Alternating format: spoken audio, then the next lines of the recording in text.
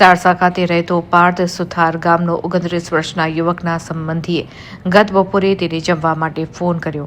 તેનો ફોન જયદીપ નામની વ્યક્તિએ ઉપાડ્યો હતો. તેના સંબંધીની વાત કરાવી ન હતી અને ફોન કાપી નાખ્યો હતો. આ બનાવ બાદ મોડી સાંજે વિશ્વજીત નામના એક યુવકનો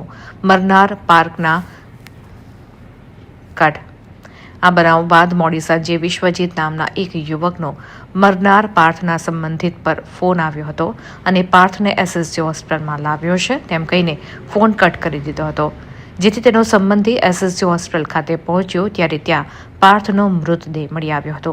તેના આખા શરીર પર માર્યાના નિશાન હતા, જ્યારે મૃતદેહ પાસે કોઈ હાજર ન હતું, જેથી તેની હત્યા કરવામાં આવી હોય તેમ માનવામાં આવી રહ્યું છે. આ સમગ્ર બનાવ પાછળ રૂપિયાની લેતી દેતી તેમજ ગીરવે મૂકેલી કાર કંપનીવાળા લઈ ગયા જેવા કારણોની ચર્ચાએ વેગ પકડ્યું છે. પરંતુ પાર્થના મોબાઈલ પર વાત કરનાર જયદીપ અને વિશ્વજીત નામની વ્યક્તિ હાથ લાગ્યા પછી જ તેનું અપહરણ અને હત્યા થઈ છે કે કેમ તેનો ભેદ ખુલશે. હમણાં થોડા સમય પહેલાંની જ ઘટના છે.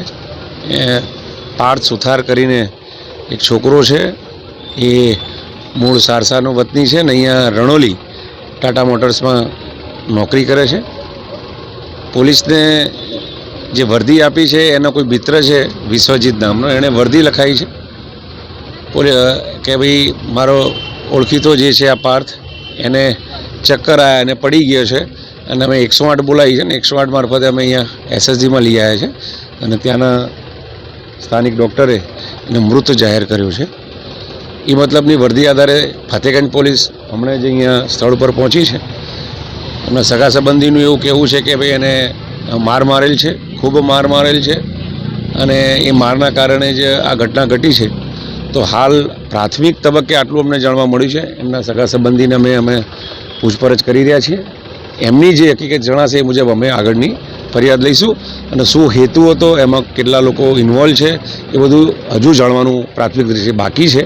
એમને પૂછપરછ કરી અને આગળની કાર્યવાહી કરીએ છીએ. હાલ કેવા પ્રકારની કામગીરી અત્યારે હાથ ધરવામાં? મેં એ જ કીધું આપને, જસ્ટ હમણાં અમે સ્થળ પર પોલીસ પહોંચી છે. આ પ્રાથમિક માહિતી હતી, મેં આપની સાથે શેર કરી. સર, હું એ જ કહું છું કે આ વર્દી પોલીસ સ્ટેશન તરફથી જેટલી મળી આખી આપને મેં જાણ કરી છે.